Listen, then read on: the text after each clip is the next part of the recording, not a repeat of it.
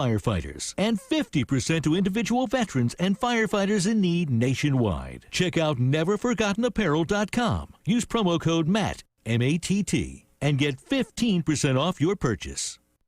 There's a new food show sheriff in town, Podna. Trey's Chowdown Podcast Live will feature celebrity chefs and pitmasters with celebrity mixologists with creative cocktail menus from distilleries statewide. We'll have farmers, ranchers, wildlife experts, fishermen, and more, all for the culinary world and the foodies. Live from the Spoonie Studios on the iHeartRadio platform, Trey's Chowdown Podcast Live.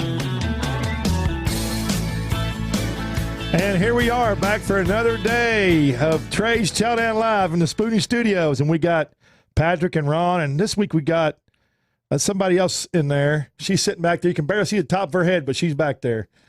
Joe Beth. And in the studio today, we got Stefon, Michelle. Hey, say everybody. There's your camera right there. Oh, hey, how's it going? I'm new to this. I'm sorry. I cook for a living. Yeah, that's right. You got a lot. You cook a lot for a living. Absolutely. So we're here with Chef, and Stefon is you're doing you're catering right now. Doing pop. I know you're doing a lot of pop-ups and catering. Yeah. I got a couple weddings on the books and kind of going from there. Because he's fixing to do Wishbone and Flint. Yes, sir. Wishbone and Flint. That's right. Wishbone Southside and Flint. Maine. I like that one. Part of that new Southside development right there, Maine and Broadway. It's gonna be a lot of fun. We're really excited to see that whole area kind of revitalized. I'm really excited. I love that. I love old stuff. I love the building the way it looks. Oh man, vacant for 25 years, nothing but exposed brick and beam. I love gorgeous. that. I love the door. Yeah, they're putting in. It's like an old English castle. Like you got to rap, get the password. Like, it's great. So that'll be to the other piece. Yeah. That's not to the restaurant. Yeah. So we have a craft cocktail lounge that's attached to it. That's too. cool. So That's gonna be awesome. Kind of secret. We're gonna get out in a minute. Yeah. All right. So we're going to talk a little bit about where you've been, what you've done, how you became a chef because you're self-taught. Yep. So let's just kind of start off from the beginning. When did you decide? At what age did you decide you want to cook? How did that evolve? So my dad was always in the business, Right. and I always said with the amount of hours that he was working, like he always made time to make it to different events and stuff. But the big thing was, I don't ever want to not be there when I need to be there. Right. And so I was like, I'll never be in the service industry. I'll never be. Then I started bartending. I got bit. But I started cooking during the day. Right. And I got bit. I just loved the art of watching people enjoy something you create. Sure. So it just progressed from there. I went a different unorthodox route to executive chef. I did some consulting, and then it just kind of fell in my lap at Brackett's in Dallas. I will be the first to tell you that when people tell you you're not ready to be a chef, you should listen to them. Yeah. You don't be like, oh, I know what I'm doing. Oh, I know everything. Yeah, you don't know everything. Patrick at all. and I were just talking about that. Yeah, so it's like, but I mean, I can say that now. Hindsight's 2020. It's like I'm 40. I'm not 25. It's like it's one of those things. It's like, yeah, sure, whatever. It's all about experience. It is, and it's you learn from mistakes. Yeah, and I've opened a lot of restaurants for other people in all facets of the business. And I've seen the good, the bad, and the oh my God. I mean, you know what I'm talking about. You used to own restaurants. So like, you just, what are you thinking? Like, or that's genius. One or the other. I truthfully think that the restaurant business comes from experience. I don't care 100%. What kind of restaurant it is. All kitchens pretty much function the same, but it all comes, some are more complex than others, obviously. Right. But the basis the equation is all the same. It is the same. And I don't think you can get that experience in a school or a classroom. It's got to be taught on the job, in my opinion. I would agree with that. I went to culinary school for about 2 weeks. It just wasn't for me. Yeah. It is for some people. I don't knock it. I think some people need that structure and development, things like that. To me, from the outside looking in, my only issue is culinary school teaches you to cook one dish very, very well. Doesn't teach you how to cook 10 dishes at the same time. Sure. And now it seems like there's a lot of, I'm an exec. I just need to know how to cost stuff out to be. I'm like, yeah. I will be the first person to tell you. I was like, you need to learn a lot more than that. Trust me, from my understanding. So, from the bottom absolutely. Yeah. Learn every position. Before you have to be the best at every position to be the leader. Right. You have to lead by example. Absolutely. I agree 100%. With that. And that's why at Max's we used to start people on eggs at brunch. Yeah. Like, oh, you want to come try out? Hey, eggs at brunch. That's what Blaine. That's what it is. Blaine said that he hopes he never sees another tray of bacon. For 2 years. Oh my gosh. He did bacon at the hotel. You know, when he's young. Oh, trays of bacon. Trays of bacon. I bet it's crazy. That was awesome. So how? But you just didn't go from being a bartender. How old were you decide you wanted to actually cook though? How did that happen? I was always doing like dinner parties and things like that. People's birthdays come up. I'm like, let me cook dinner. Let me do. Case in point, really good friend of ours, Amber Schiffner, Southwest Airlines. For her birthday, I did a 7-course dinner for 13 people out of my 2-bedroom townhome. Did you really? It was awesome. It was so good. And I think that was kind of like the turning point where like everybody's like, you could do this professionally and kind of take it on. Yeah. But like I said, I did some catering, and then I did some consulting. I had a mutual friend, Damon Weber, that kind of introduced me to Brenda Curley at Brackets and was like, hey, we just go in and see what she needs to have fixed. What you think? I mean, 25,000 square foot sports bar in Highland Park. Huge. Right there, Mockingbird 75. That's huge. Yeah. It's massive. And I went in and I'm just like, all right, so I start taking notes. And then I realized that nobody's like busting tables. So I get up and start busting tables. Walk in the kitchen, people are like, who are you? I'm like, don't worry about it. It's cool. Can you imagine trying to fill those seats in a 25,000 square foot building? Oh my God. My first week on as exec was Mavs Portland series. The year they won the championship. Oh boy. That wasn't hard to fill the seats in. Holy cow, dude. Standing room only. All within 15 minutes. Like it's crickets in there until half hour before game time, and it's like boom! All of a sudden you got 400 burgers. Like somebody opens up a floodgate somewhere. Oh my gosh! Like my sous chef was like, "What do we do?" I'm like, "Just cook everything. Just cook everything." It's crazy. The printer just keeps going, doesn't shut up. Yeah. Worst shift of my career. Was it really? Absolutely. Did y'all get behind? Yeah. I mean, we caught up, but it was like you weren't prepared for 350 people to sit down at the same time and everybody ordered. Yeah. For a you're like, hey, you got to stagger this out a little bit. Right. Oh my God. Something that's up to the front of the house people though too. They should have been able to kind of help, but a lot of people don't in that situation. Don't. They should have staggered some of the. Yeah, we didn't have good communication. There's a lot of issues with that whole setup that stemmed from me thinking that I was better than I was. Yeah. And so it was.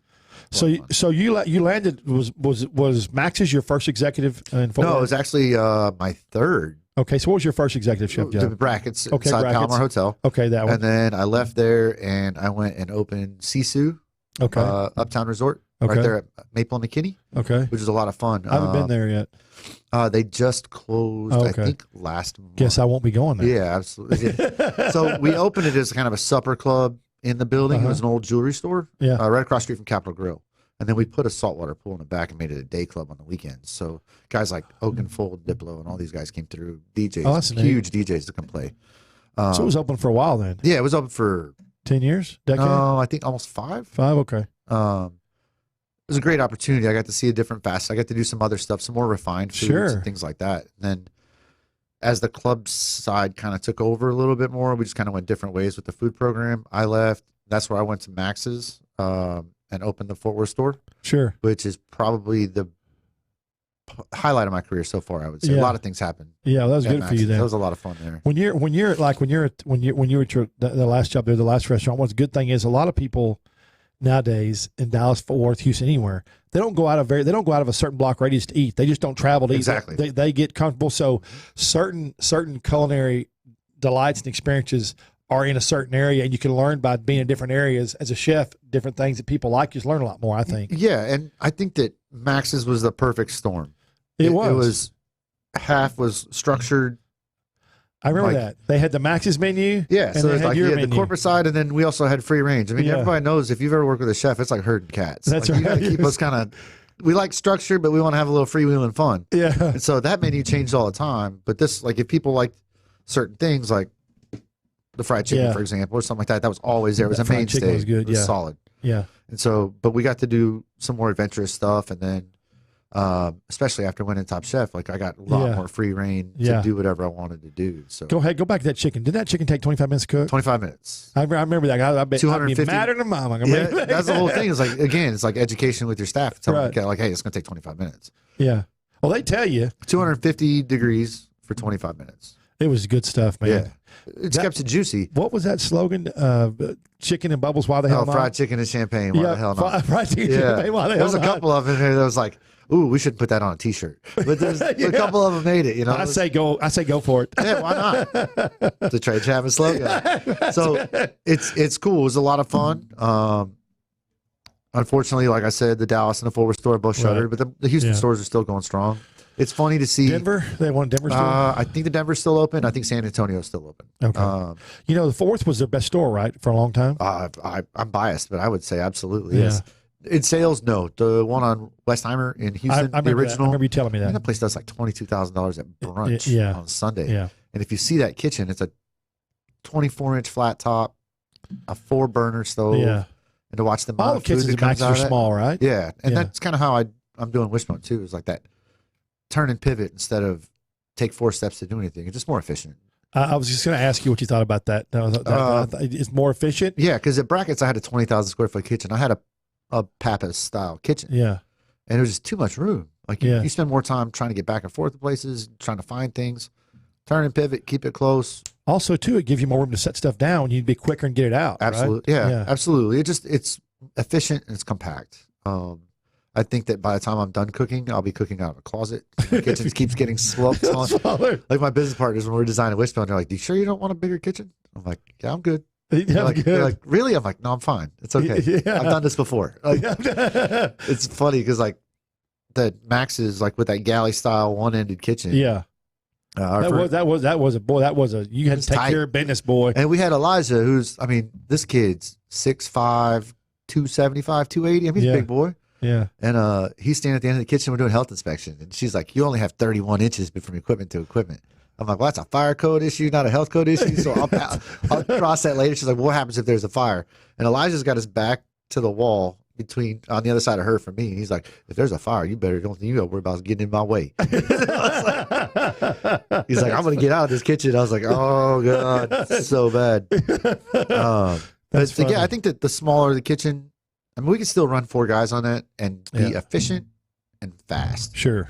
Because at the end of the day, it's the guest. Like, right. How are you going to affect the guest's experience? Sure. And I think in this day with instant gratification and all these things with social media like that, people want it now. Yeah. So the concept of a 30-minute wait on something. And you talk about social media also too. What makes social media bad is when they see a picture, they want that. They want that when they come in. Yeah. Used to the old advertising days. You see something on the radio, on TV or whatever, or on a billboard, and it will never look the same. Well, that's the whole thing. Is like, I know this is a bad analogy for like high-end restaurants or what we try to do in the craft kitchens, but I'm like, when's the last time you saw a Big Mac look like a Big Mac? Yeah, I know. That's the truth, though. Yeah, it is 100%. So our goal is to create consistency, but at the same time, give our team like the creative ability and leniency to come up with something and make it look pretty. Sure. You do eat with your eyes first, but most definitely. Gino over at Revolver. Yeah. Like he said it best. He's like, just because you make a pretty plate of food and it doesn't come from the heart, it's still just a pretty plate of food. That's right. That's my favorite quote. Yeah. It's like, it has to come. I have a servant's heart. I love to watch people enjoy what I make. I know. And so. You like to plate too. Absolutely. Yeah. But it's like, I want you to enjoy all facets of it. Yeah. Like eat with your eyes and then enjoy the story and the food and where it comes from and why we did it. Yeah, absolutely. And I told Dean this, like Dean and I talked about this last week, Fearing, they just did a big study. And the study now is that people prefer not to cook at home, to have less of a home, but go out and have more food and drink experiences. Right. It's a huge deal now. They want to experience. I think material things are not as important. No. And I agree with that. I think that, and what we're trying to do with Wishbone is kind of bring back the experience of dining and fellowship over food and breaking bread. And the thing I loved about Max's was it was cold, it was dark, it was cramped, it was loud. Right. And I don't mean that in a bad way. No, and a lot of people the atmosphere was fantastic. A lot of people are like, "Oh, no, it's vibrant." Exactly. And it creates conversation with your people next to you. Yep. But you're just far enough away, you don't have to talk to them if you don't want to. And you had lots of bar seating too, which I think is people like to sit different directions. You had high tops, you had bar seating. You had low tops, and then you had the booths. What you're called? The banquet. Banquet. Yeah. Banquet. So we'll have the same thing at Wishbone. It'll be same similar type of layout, just because I like that style. Got a large patio, faces the southeast. Oh, that's good. That's good. Don't want to face in the west. No, not. Oh boy, no. Already done with that. When I see, I'm like, y'all, you have to be. When I see new restaurants doing that, I'm like, what? No, it doesn't make sense. You can't use it. Yeah, at all. So this will be perennial. We'll be able to use it year round. I enjoy it. I like the space. It's got great character. Leslie Marshall is our designer who did Thompson's bookstore. Yeah, I like Thompson's a lot. She has a fantastic eye towards. She found the doors. I like the door. All these things, and she's like, we're gonna build tables. We're gonna do all this. She gets the concept. When we sat through our meeting, I was like 5 minutes in. I'm like, just let me sign the paperwork. I'm like, I'm good. I'll just cut you a check. We'll be good. Yeah. She's phenomenal, and her ability to take things and transform them into something very cool and something different and eclectic is awesome. Tell us how Wishbone and Flint came about. Tell us how it evolved from start to the inception. So I think that, I mean, our end game as all chefs is to own our own place, essentially. Right. Kyle Bryson, one of my business partners. Passion, because you have passion for it. Absolutely. Some guys don't have passion. Some guys are there for a check, and I call them cooks, not chefs. I agree with that. Yeah. I mean, we're all cooks, but I think at the same time, like, there's a difference. you have to have a passion. You have to have a passion. Yep. Like, if you're not excited about the food, your guest's not excited about it. Nope. So Kyle Bryson and Wallace Owens, my two business partners, they own a small bar in Grand Prairie, and they were looking to open a restaurant. And reached out, and they're like, "Hey, would you be interested in sitting down with us and talking, kind of going over some stuff?" And we did. This is probably 2 years ago now. Oh, so it took a while. We've gone through a couple of different things, like trying to come up with the right concept. We had a couple of concepts. Things fell through for the right reasons. We originally looked at doing downtown Arlington for Wishbone. Yeah. I think that'll be a great spot in a couple of years. I think we were just ahead of it a little bit. It's coming around now down there. No, absolutely. Yeah, I like it. Jay Jerry just signed. He's putting Connie Rosso in over there right next to Legal Draft. I think it'll Tipsy Oak is there. It's nice. Absolutely. I live right around the corner, so I mean, we were trying to do something kind of close to home. They got good burgers there. They do. Yeah. You want to go to your store? We were excited about it, and then just couldn't make it work. So we found a great spot here in Fort Worth. I enjoy being in Fort Worth. I hope that the clientele and the people here do as well. I think. You're the brunch king, baby. You're the brunch king. Ben Merritt, I'm coming back. I want my brunch back, Ben. He's on 95.9 the ranch. Come see me. Come see me a fixture. Exactly. We got what you want. It's never bad when you can afford a commercial on radio. That's right. That's right. So we kind of worked through some stuff, kind of came up with this process of Wishbone and Flint. Tell us. Okay, let's talk about the name Wishbone and Flint. Yes. Explain to us how, because I really love the name. Wishbone. I like that logo, by the way. Yeah, it's great, right? I like that. Tell us how Wishbone Flint came about. So, Wishbone, the Vikings were the first culture to dine communally around a table, right? Like to actually sit down and have dinner and break bread. That's cool. I didn't know that. The Wishbone chair is the chair that basically came out of that process. That is cool. Scoop back, looks like a modified T down, is a Wishbone chair. Flint makes fire, fire makes food. We just put a Y on it because it looks pretty on paper. But that whole is like the origin of dining. And sitting down and breaking bread and fellowship over food. I'll use that a lot. And it's what we want to get back to. It's like there's too many bells and whistles and things that food has to look good, food has to taste good. Vikings people can eat now, boy. Yeah, and people have to be comfortable. It has to be approachable. And don't price yourself out of the market. Don't price yourself. And that's another thing I was going to tell you about that study. That study was about affordability. Yeah. Experiences versus affordability. I'm greedy. I don't want your money once. I want it all the time. Yeah, that's right. What is Chad? My buddy Chad says I'm a capitalist. Yeah, exactly. So, and kind of working with like the menu style and format. One of my favorite restaurants in the country is Girl and the Goat in Chicago. Stephanie Izard does phenomenal stuff. I've seen it, read about it. That's one place I want to visit. You have to go. You have to go. I talked to Jan about we're going to go. Bree and I went when we got engaged. That was our trip. Was to Chicago. And, you enjoy it? Man, she's so good. Her food is so phenomenal. But experience. But everything's like $8 to $19. It's all small plates. It's all shareables. The wine list, there's like 200 wines on the list under $100. That's great. It's affordable and it's approachable. And we tried to get a reservation 2 weeks before. And she's like, I have a Monday at 10:30. Like at night? She's like, yeah. I'm like, all right, I'll take it. And so we get there, and they're on an hour wait at 10 o'clock on a Monday. We just sit down till 11 for dinner. I bet you. Did you have a few cocktails before you sit down? Well, obviously, yeah. But it's like I'm like, this is the dream. Like this to be this busy on a Monday. Yeah, it's crazy. And so we took that and kind of worked it around, kind of went through things. And then once we found the space, it really lended it to the vision of the restaurant and the way it's going to work. It's me. I'm a big, and I tell people this all the time, when it comes to naming restaurants, what's in the name needs to be not only tell you what it is, but also intriguing. Right. And the Wishbone and Flint is just intriguing. It's just a cool name. I think so. It has a good story. It's got a great story. I think that it'll resonate with people. I think that's the other thing. It's like, I mean, I've always tried to take my food and resonate with something from your childhood to bring you back, like peanut butter and jelly wings. Like, come on. Like, those were good. Those were good. I'm gonna ask you about that in a second. Yeah. Are you gonna have any? You gonna have a table of the original Wishbone chairs? Yes. So we're looking at chairs now. The chef's table will be very cool and very That's conceptualized in that manner. So it'll be really neat once we get in there and get it. I know you got a lot. I'm itching, man. I'm itching to start. I know you are, but you know how that is. Done. Permits and cities. It is what it is, man. Fort Worth, if you're listening, Hashtag hurry up and wait. Hurry up and wait. Hashtag worth it when it gets done. No, absolutely. I mean, it'll be fine. It's like we're just itching. Like it's been 2 years, and it's finally to that point where we're ready to start. Now you're just chomping at the bit, aren't you? Yeah, exactly. And so I'm like, all right, come on, let's go. You're like a horse just pawing to take off. My wife is chomping at the bit. She's like, let's get this thing open. I bet she is. Yeah, so we're excited. So Wally and Kyle and myself and put a lot of roundtables at the diner on Saturday mornings together and coming through things. And Roush Architecture, they've done a great job with the design and the layout. Josh Hendricks, I know you know Josh. He kind of runs around the same scene we do in Texas country. Yeah.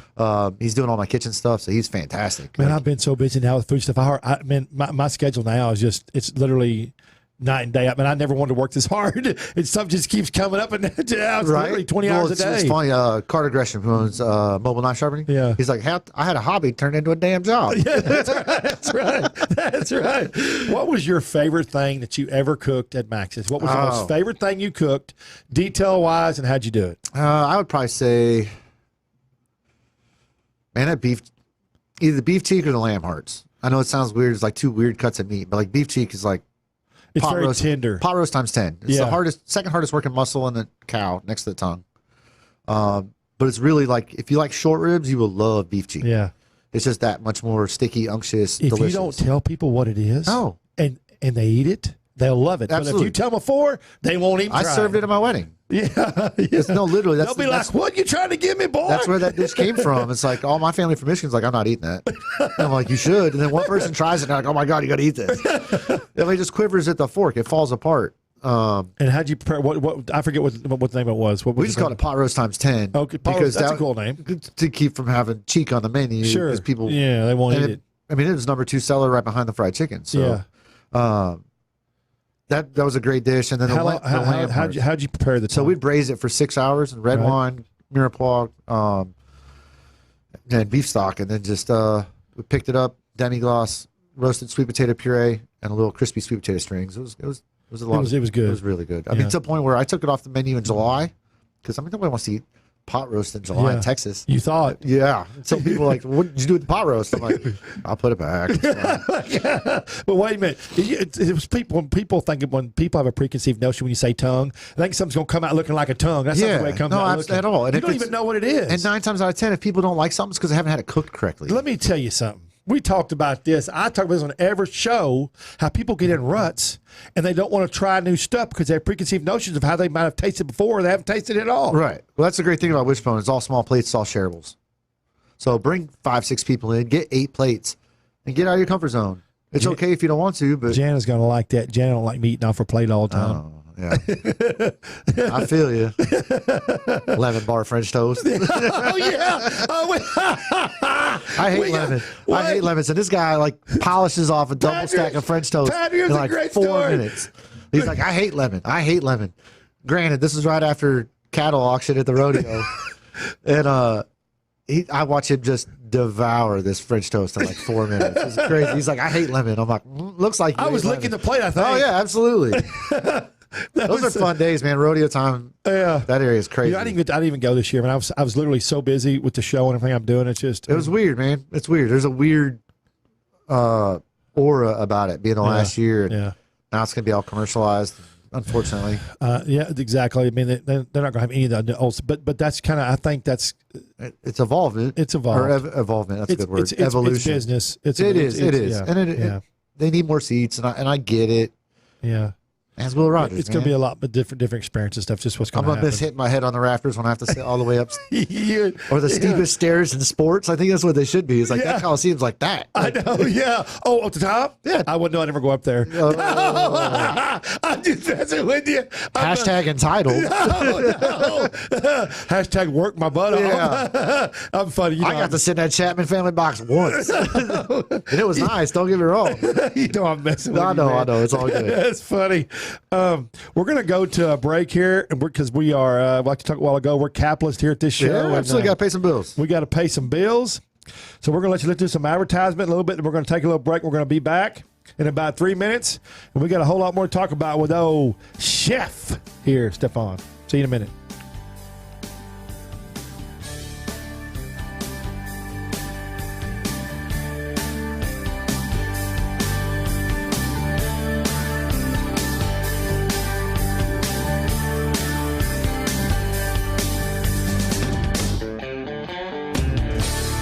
Got an old car? You can donate it, whether it's running or not, to the United Breast Cancer Foundation and save a life. They'll even come and pick it up for free.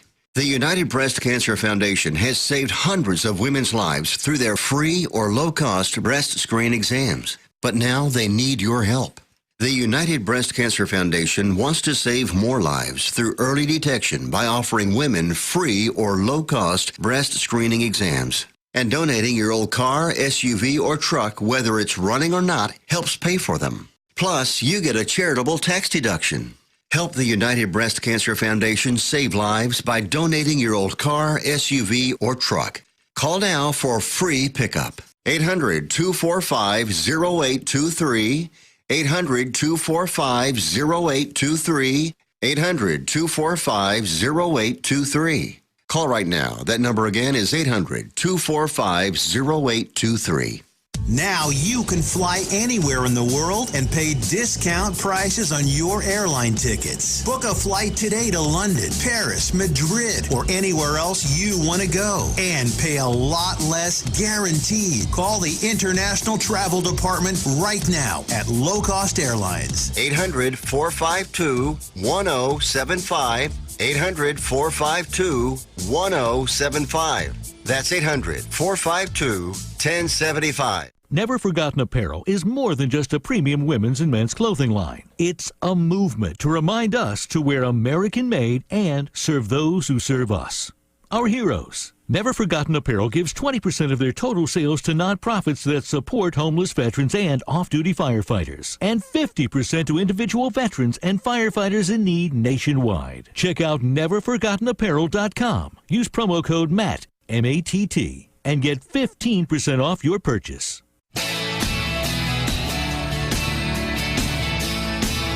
Better. All right, here we go. We are back on this crazy network, Spoonie. I can't believe somebody actually gave me a national worldwide platform to talk to people. You are not the only person. We're all like, wait, Trey got a show? I know. With a camera? And a voice? Yeah. But then I could, he's actually talking. Oh, yeah. okay. Oh, Somebody makes me mad. Yeah, all right. A little different from that rodeo show. No, it is. Yeah. Okay, so we're going to talk. I want to talk about Top Chef for a minute. Yeah. So you won that deal, but tell everybody what it's like to be in Top Chef competition and how stressful it is and everything you went through to prepare for it. How'd that work for you? So I might be one of the minorities. I loved it. I love the process of it. Yeah. I like that challenge of thinking on your feet. And like when a guest comes in, they have an allergy, I take that as a challenge. I want to create the best dish and what I have on hand to come up with something on a whim. And that's really what Top Chef is. Like everybody starts with the same ingredient. The prelims were like, we had to make a certain amount of pico de gallo in a short period of time properly with the right cuts and all of that. And then we had to break down a duck and a rabbit. Right.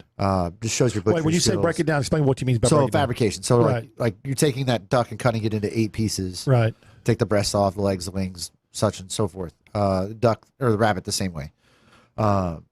And then for our final practical at that stage, we had to make a dish with those 2 proteins. I like that process. I like the challenge. I like the stress. I like the pressure. There are 2 kinds I've learned in the last 5 years. You know, I was in the restaurant business, but I'm now a chef, don't claim to be. I just watch them.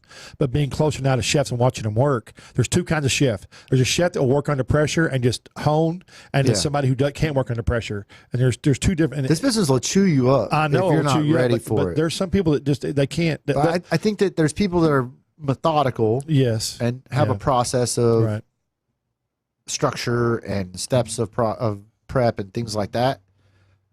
And there's people that just have a better ability to think on their feet. Right. People with ADD are like that, like me. You just bam, you just do 10 things. Yeah, I don't have. Yeah, I'm just like, all right, I'll figure it out. Like, it's just one of those deals. Yeah. for the finals on stage is a whole other deal. Like you have the crowd, you did the duck, sound. okay. But they make you, don't they make you taste different spices and stuff too? Yeah, so we had a taste. Well, basically, John made a sauce, and then we all had to taste it. Dissect it. And tell him what's in it. By taste. Yeah, the minute you got something wrong, you're out. Yeah. And so I like that challenge too, because I think I have a pretty good palate. Yeah.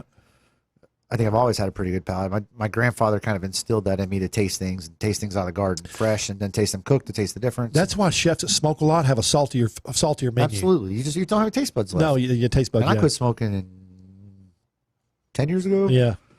It just makes you a better chef. Yeah. I think you have to have those senses available to you. Yeah. You do. If you're going to be, yes. It's a very sensory job. If you're going to create award-winning dishes, I think you have to have your palate. It does help. It does help, absolutely. But Top Chef's a lot of fun. Like I like that, getting the crowd into it. Yeah. And I kind of attribute that to me. I worked front of the house in restaurants for a long time. Yeah. I learned how to handle people, control people, lead people in the right way. Don't you think the front of the house, if it's vibrant, it helps drive the back of the house? The absolutely. Yeah, absolutely. You have to have a good culture. Yes. We'll use that word a lot too in a restaurant. Is you have to have the right culture, because if your guests experience the right culture, they will always be your guests and they will always come back. Yeah. I mean, it's cliche. Treat your guests like VIPs. Treat your VIPs like family. That type of mentality. It's true. Richard Branson has the best mentality too. Treat your staff properly. Your staff will treat your clientele properly. But you know what? You treat everybody the same. You treat everybody like they're a star, Stefon. And your whole road. I try. That's what you've always done. I know I know sometimes you get buried and get hectic, but when you're back there working, but you come out, and I think it's important that you come out and talk to communicate with guests. Which you do that. So Dean Fearing is the perfect prime example of this. I was 22 years old, and I took a girl to the mansion on Turtle Creek for dinner. Yeah. I had like $300 to the dime in my pocket, and I'm praying to God she doesn't order something super expensive or wants an expensive bottle of wine or something. Yeah. And Dean comes out to every table and touches every table, says hi, because that's Dean. That's what Dean does. He's that old guard of you're spending your hard-earned money in here. I should at least come say thank you and say hi. He treated me like the guy next to me spending $5,000 on a bottle of Bordeaux. Yeah. And that resonated with me to this day, that you treat everybody the same no matter how much they have, what they ordered, because they are still spending their hard-earned money in your establishment. Right. That is a huge deal to me. And every time I see him, I thank him for that. I was like, long before I was a chef, that was. Yeah. I want that. Like if I go and I spend money somewhere, I want somebody to come out and say hi. He was on the show last week, and he talked about going to each dining room. He talked about how he had them laid out, and he could go talk to everybody, every guest. Yeah, but nobody does it anymore. No. Well, some of them do, but a lot of them don't. We have a lot of introverts in this business, and it is what it is. I get that. I think this is me. If I was going to open up another restaurant with somebody, I'd make sure the chef had a personality that to come out and visit, because people will pay for experience, but they also want to talk to the people who are making the experience happen. Absolutely, to make it a full rounded experience happening. Exactly, and then like you're saying, experience. It's the whole ball of wax. You know, it's like they want to put a face on it. Yeah, absolutely. Makes them feel good. Yeah. They want to feel welcome. They want to feel appreciated. They want to feel valued. Yeah. And that's a huge thing for me. I think that's what I'm supposed to do. I'm just a steward. I know. Yeah. I mean, everybody feel good. Yeah. It's like, I mean, I take this information and I pass it on to my staff to make them better cooks and better chefs. I take this food and try to manipulate it to make it taste better for my clientele so that they have a better experience. I mean, that's what I'm here to do, is just a steward. Exactly. I think I hope that comes through in what I do. It's like those 6 seats in the middle of the bar at Max's. Like we call it death by food. Yeah.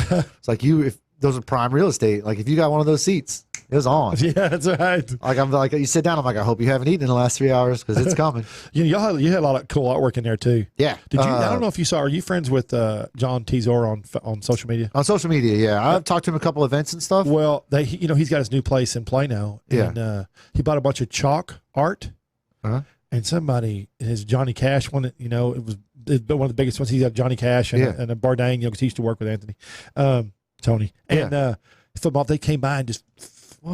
Oh boy, he was. That's not a dude you want to make mad. No. Like they made an article about that. Yeah. Like he was on a cover of a magazine because you don't want to make that guy mad. I know. I would have been the same way. I'd have been livid. Like it's just the stuff that we had at Max's was very cool. And He actually especially what do you do? Actually, he actually ended up selling to every Max has had his stuff. I'm sure you're gonna have like that in your new place or similar or something. Yeah, absolutely, absolutely. It'll be a lot of fun. Like trying to keep as Fort Worth as possible. Yeah, that's the goal. We've got to have fun. But now that I've got my AD self's got you off track again, let's go back. Yeah. So finish talking about Top Chef. Top Chef. So so we got to get into it. And my wife is a social media guru. Yeah, she is. And so she had this. She loves her some Stefon. Yeah, she does. So she got this whole group. I mean, there must have been 100 people there. Yeah. What was that button I had it at my house I was going to bring today? Oh, it's Team Chef on. Yes, Team Chef on. Yeah, that's right. Like, oh my gosh, she's got buttons. People had fake mohawks on. Yeah. It's a lot of fun. Like, what color was your mohawk that day? I think it was pinkish, like fuchsia. By the way, he changed the color of his mohawks, and they always look good. Yeah, it was a baby hawk though. It was like here, and it was like just the tips were colored. And so, like, I was actually talking to Nikessa Moeller at Esoterica Fort Worth. The architect people, she does bomb stuff. Where is it? Esoterica over off Camp Bowie. Yeah. So if you're going west on 30, exit Camp Bowie, second right next to Aventino's. That's who does your hair. Yeah, she's badass. What color is it going to be for Wishbone and Flint opening? I don't know. I don't even pick the color really anymore. It was purple last. I was going to say I like purple. That fades into like a violet, and then we're like the gray will feed more silver, and then you need to have it. White. You need to have it, and then have a Wishbone and Flint logo on both sides. Man, you're killing me. Everybody's like, you should dye your goatee. Like, back to Top Chef again. Let's go back to Top Chef again. So so John Bonnell always has some crazy stuff going on for Top Chef. Yeah. So we had langoustines, and then a whole prime strip loin. And so I took the vein end of the strip side, and I did a duet. So I did a seared prime strip loin, right, and then I did a tartare with a poached buttermilk poached langoustine. It was a lot of fun. It kind of makes you expand your palate and expand your stuff instead of pushes you. Yeah, absolutely. Pushes you to be better. Absolutely. And how did you just doing something stress wise? How were you? Were you okay stress wise, or what was it? What was the feeling inside of you? What did it feel like to you as you were doing it? I don't really remember. Yeah, it's just go. Yeah, it's like boom. It's like you just start cooking, and it's kind of like Sunday brunch working eggs. Yeah, like it's like you start and then you're like, oh, I went through 60 dozen eggs today. Like it's like, wow, that was fast. Like it's just cooking. It's one of those things. If you're moving, time is a different deal. Like they're constantly reminding you of what the time is, but I worked the line every single day for 3 months before Top Chef because I wanted to know my timing were right and ready to go. And I think that probably did me better than anything else, is because my cook times, I knew my prep times, I knew what I could accomplish in those times. Sure. But man, winning it was something else. It was a lot of fun. Yeah, you enjoyed it. I know. I had a good time. Team Chef on. Team Chef on, baby. Yeah, that picture's great. You hold that plaque up in there. Yeah, it's hair. I do a lot of stuff with ProStart, not as much as I have in the past. I'm getting back in with Trimble Tech and Natasha Bruton over there with her kids, but again, steward. So we take Top Chef and we take that knowledge of what we do and how we progress and pass it on to the next generation. You of all people know, like, we have a shortage of cooks in this business. Oh boy, it's really, really bad right now. Yeah, they have a shortage of everybody. Period. Yeah.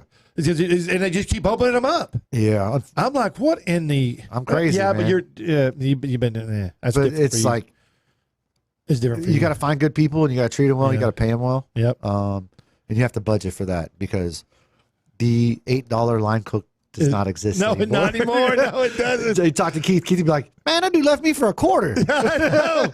He told me he's driving 10 more miles and he left me for a quarter. He's losing money and he left me. You know what Keith told me one day? Keith said he couldn't find a dishwasher position. So now anytime he'd hire somebody, he'd say, "Come back here, let me show you a station." I love that guy, man. Oh, he's funny, right? Love piece of chicken grease, baby. Oh man, did you see the segment about talking about the guy with no teeth? Yes, where he said the guy was trying to. Oh my dude, we were rolling. Chad Prather, he was rolling, man. Keith is something else, man. Like, he's true. I love that guy. He's true, Keith, man. Absolutely.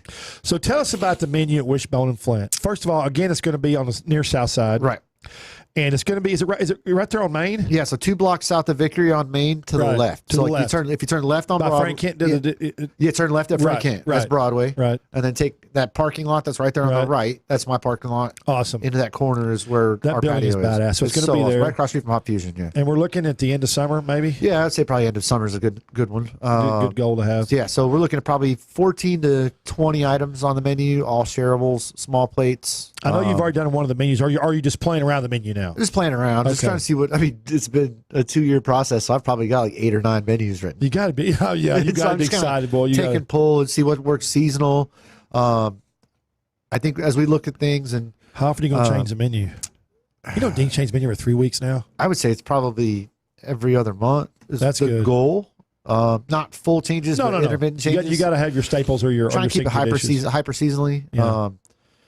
Like we'll look at the P mix, locally grown P mix for all of you regular folk. That's a product mix. And what sells the most? What sells the least? So your bottom half you got to change all the time. That's right. All going to be farm fresh, locally grown. Yeah, I mean, as local as possible. I mean, we do have. I mean, we're in Dallas Fort Worth, so what's available is available. Right. Right.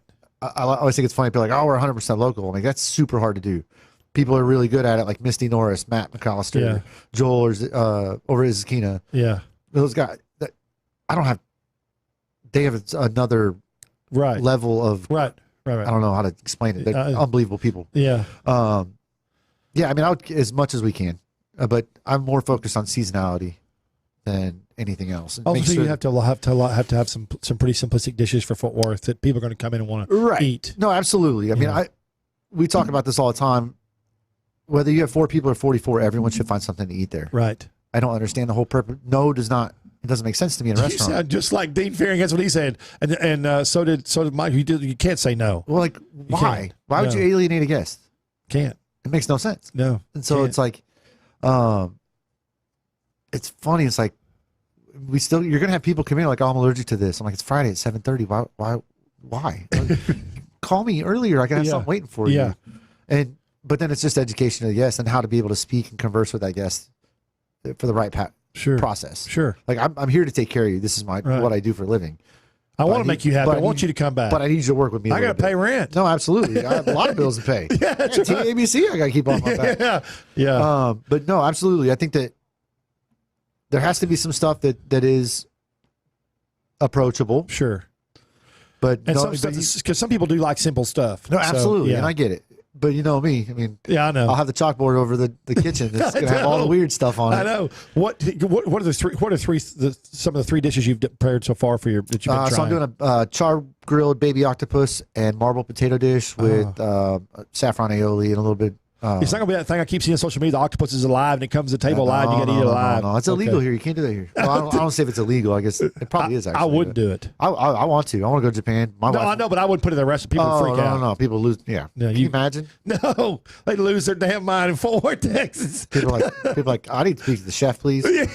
Yeah. Can you kill that, please? I would say that, like, there's that dish. The wings will definitely be on there for sure. What kind of wings you gonna do? The peanut butter jelly for sure. Oh, you do those? Yeah, so people are always asking about them. So he's got a dish he does. These peanut butter jelly wings, and while the combination sounds really weird, it's not. It's very, very, very good. It's a very spicy Thai peanut sauce. Yeah. And then we drizzle it with a blackberry coulis with a little bit of ginger in it. Top it with fresh chopped peanuts and fresh cilantro. It's really like pad Thai slapped a PBJ in the mouth, but they are good. # worth it. Yeah, I'm telling you.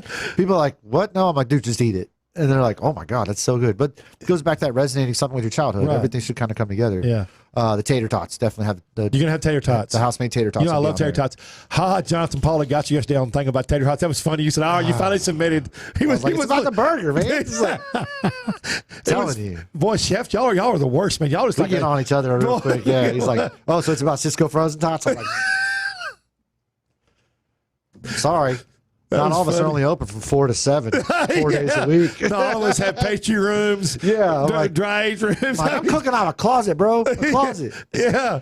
J2 is a really good place, though. It's awesome. No, absolutely. I've heard nothing but good things. I need to take Bree up there for dinner and go up there and go see JP. Desserts are phenomenal. I mean, it's just everything looks great. Fantastic. Dude, he's got a macaroni and cheese he does, and he doesn't make any of it till you ask for it. Nice. They have a pasta room. They make the macaroni right there. They do it. And they serve it in a cast iron. It is awesome. That sounds good. I mean, dripping what you eat, and cheese just drips down the side of your mouth. Well, you eat like that anyway. So like Trey, wipe your mouth.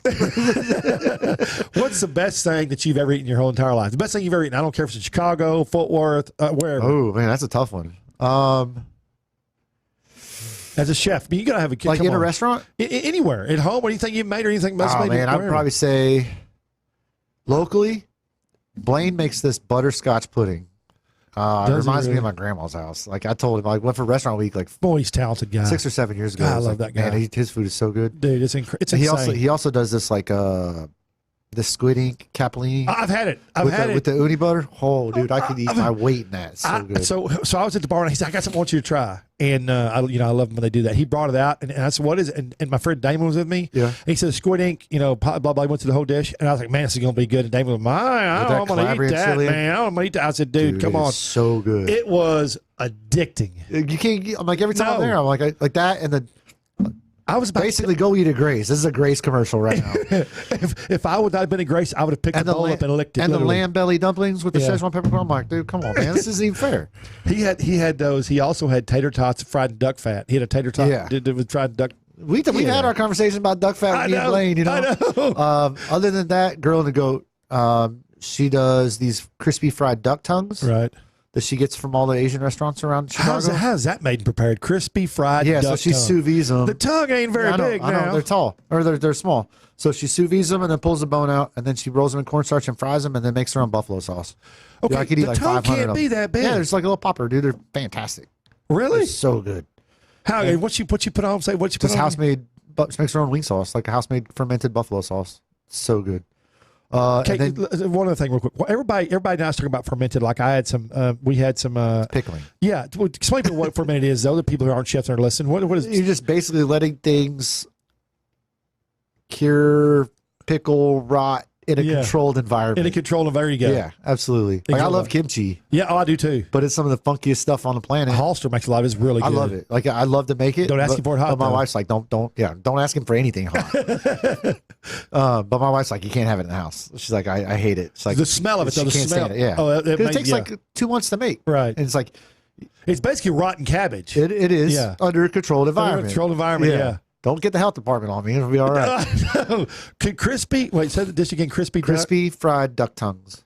Crispy fried duck They're tongues. so good, man. Were they that good? They're really good. And then out in San Francisco, Chris Cosentino, who has a place called Coxcomb, he does this brioche Taleggio grilled cheese. Oh. And then honey comes from like a block away. It's just lathered in honey, and then a bunch of Alba white truffles. So good. Oh, truffles. You know truffles. I know truffles. Yeah. Patrick heard the truffle story last time. Oh, have you told her on this? Yeah, I know. Holster did. Oh, my God. So that night, Marcus calls me, and he's like, you got to sit down. I was like, why? He's like, you got to sit down. I got to tell you something. I've never been so mortified, humiliated, entertained, and sick to my stomach at the same time. He's like, you're not going to believe what Trey Chapman did. And he goes through and tells me, and I'm rolling on the floor. I'm laughing so hard. I just want to know how He's long like, it couldn't have tasted good. There's no way that tasted good. You're going to taste truffle for like a week. Wait, what'd you say, Patrick? Trey, how long did it take you to get those little pieces of truffle out of your mouth? I was drinking whiskey pretty quick. Yeah, it was one of those nights. He's like, he must have been 3 or 4 of them into it already. I was like, oh, good Lord. Dude, you can't take for that kind of story, though. You just can't. It's Marcus hadn't said yes to the show yet. I think he's worried about what I might say to him. I think Marcus is more worried about not cussing. Yeah. Like we all have we cuss a lot. Yeah. But you get us together, it's real bad. Real bad, yeah. That's Especially funny. like him and Kevin and me together, it's always fun. So. All right, so that's the best thing you ever. Crispy fried duck. So let's go back. So I got you sidetracked again for the menu. So we talked about the wings, the peanut butter and jelly wings. So peanut butter is that what you're going to call it? Peanut butter and jelly. Yeah, PB&J. PB&J wings. And then, tater tots. what kind of beef you going to do? You going to rotate a little bit? Different beef items? I think the standard will be we'll do a Nyman Ranch prime flat iron. Right. Do a steak, play on a steak frites kind of with something a little bit different. And then the chalkboard over the kitchen pass, like we'll have open kitchen, kind of like what we did at Max's. Yeah, okay, that's what I was just thinking. Is your kitchen? You know, I'm a big opponent of open. Is it going to be open kitchen? Open kitchen. Because Max's was open, but you still had a little. Is it going to be more open than Max's? More open, but same kind of concept on the way that like a cutout. Okay. Just because the restaurant's so dark, you need to keep that light in the kitchen, right? And not let it out. But we'll do a butcher cut. We'll change stuff up as it comes available. Butcher cut will be good. Yeah, it just kind of. I mean, you're a rancher. Yeah. The beef market's crazy. The last 10 years, it has gone nuts. I could not, 10 years ago, I could not have believed what would have happened today. It evolved quick. I mean, it's quick. And what kills me is like the stuff that we all used to buy for $1.98 a pound is $8 a pound now. Dude, I'm like, seriously? Dude, I just did my. You remember when short ribs used to be like $3? $3. And now everybody's like, oh, that's going to be $9. Gasoline to pay for. We got trips to pay for. Hey, but I did my Not show. covering your Amex bill, Trey Chapman. No. Hey, we did a show. I did my show on Fox. Best steaks for 2010, 2019. I don't know if you saw it yet. It was out. But I did 4 different restaurants. Well, one of them was nice for John Fatisa. Everybody gave me ribeyes. Well, John ggave me something that looked straight out of fucking Fred Flintstone era, man. Did he give you the tomahawk? 107. No, it was a 107 ribeye. It was just thick and big. And it was like twice as big, but it was just a great looking steak. They're all great looking steaks. Yeah. But, he does with steak over there is something else, man. It's like, when I first heard it, he's like, "Oh, he's going to do a 300-day dry aged ribeye." I was like, "That thing's going to taste like feet." But I've had it; and it's good. But you know it when it comes out of the kitchen. You smell it. Dude, he's got 6 now. And he's opened up 3 new concepts. That guy's killing it, in man. Laguna Beach, and then in Florida. Yeah, seafood. I forget the name of it. It's a really cool concept. Creating an empire. Yeah, well, you got to. He's part of that Colicchio group. He working for Tom. Yeah. It's crazy. Yeah, him I don't know. It's just anybody can do it. You're gonna be that way too. Anybody can do it. It's just hard work, Lord willing, dedication, passion. Yeah, passion. That's and hard work. Passion for your customers, which is what you have. And I told Blaine the same thing when Blaine talked about 6 days, 7 days for a Reuben sandwich after the Brian thing. It's just that's passion. Yeah, it's hard to find that. Yeah, because it's like I could cut corners, but the only person that loses is you. It's funny. I think in the chefing, and I call it the chefing because that's what I call it. In the chefing business, you have to be a lot of people can have a job or own a company and not be passionate about it. Yeah. But if you're going to be a good, successful chef with a badass restaurant, you got to have passion. You got to be passionate about your guest, what you're serving, and everything goes on in that restaurant. Yeah, and you can't just get passionate when you get that restaurant. No. Like we're the lowest paid celebrities on the planet. But you are? Yeah. Like everybody's like, "Oh, fortune and glory." It's like, yeah, well, no damn fortune. Like, you are that's funny. That's the truth, though. It is 100% true. And let's talk about that in the last 10 years. What's happened to chefs? Oh, it's way better now. Yeah, I know. Don't get me wrong. I know it's way better. I take it back. It's a blessing and a curse. Food TV is a blessing and a curse. Well, anything, social media, TV, anything. Yeah, because everybody's a critic now. It's like, yeah. We're going to here. Let's talk about that.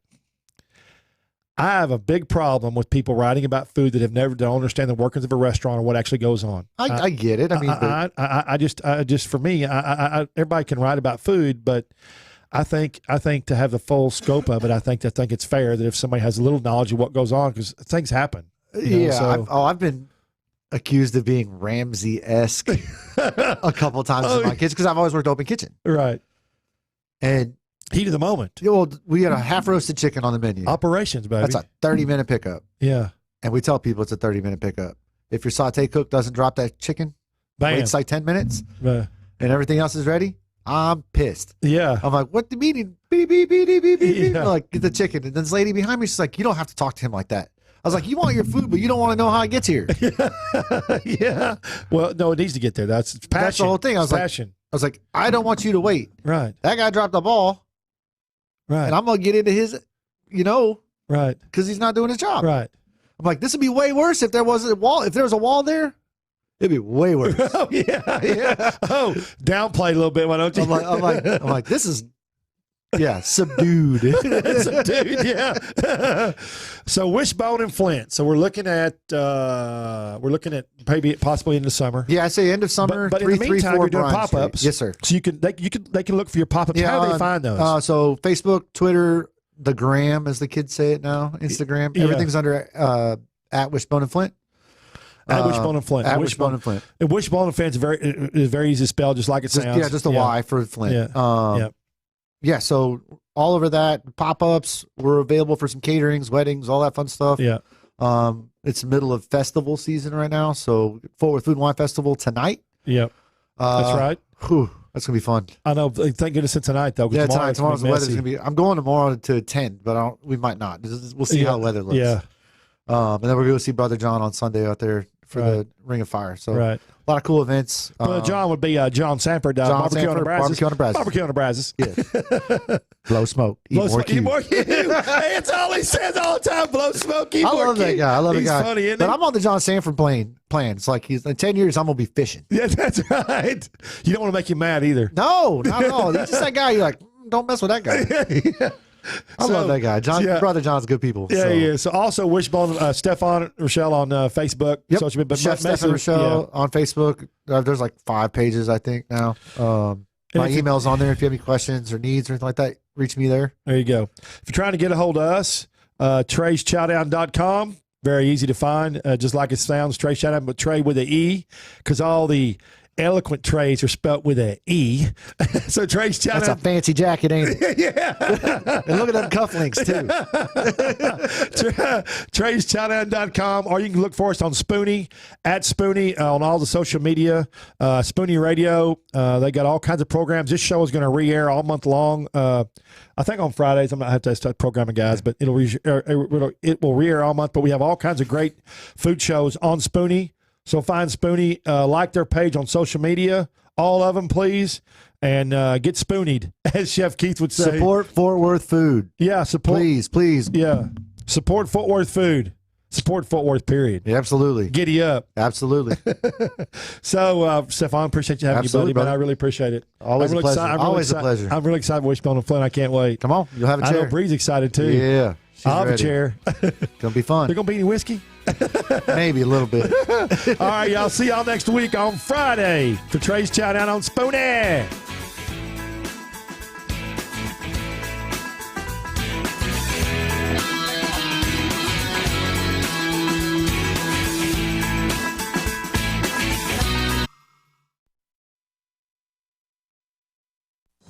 News this hour from townhall.com. I'm Rich Thomason.